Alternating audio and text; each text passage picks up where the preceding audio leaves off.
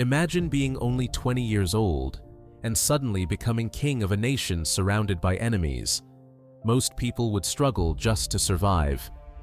But one young man did something no one thought possible.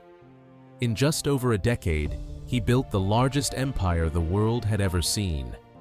His armies marched across 3 continents, defeated the mighty Persian Empire, founded dozens of cities, and changed the course of history forever. His name was Alexander the Great.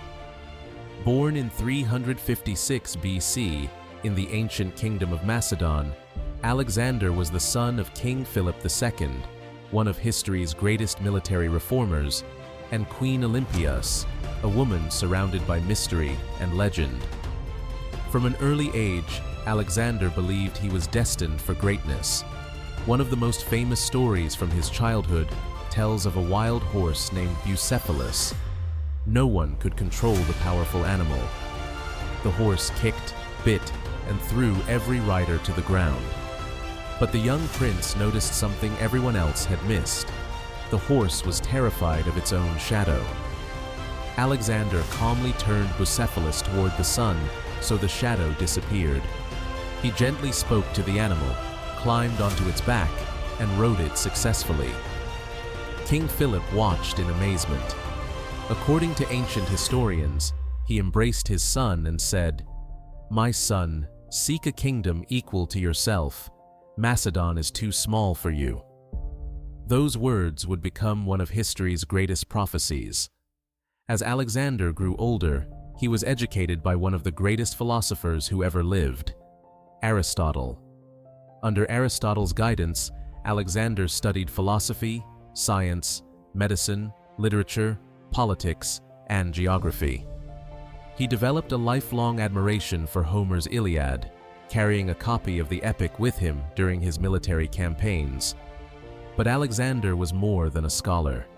He trained relentlessly as a warrior.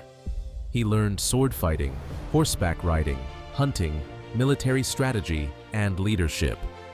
Every lesson prepared him for a future that would test every skill he possessed.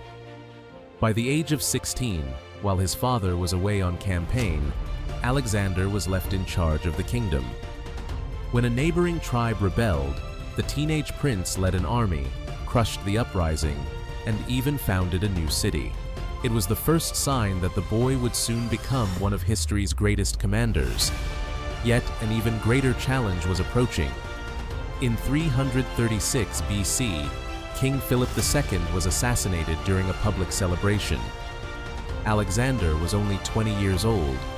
Overnight, he became king of Macedon. Many enemies believed the young ruler would be weak. Greek city-states revolted. Northern tribes prepared for war. The Persian Empire watched carefully, expecting Macedon to collapse. Instead, Alexander moved with astonishing speed. Within months, he defeated rebellious tribes, secured his borders, and marched south into Greece. When the powerful city of Thebes rebelled, Alexander surrounded it with overwhelming force. The city was destroyed as a warning to anyone who dared challenge Macedonian rule. From that moment, Greece stood united behind its young king. Now, nothing stood between Alexander and the greatest military campaign the ancient world had ever witnessed. His eyes turned east, toward the vast Persian Empire,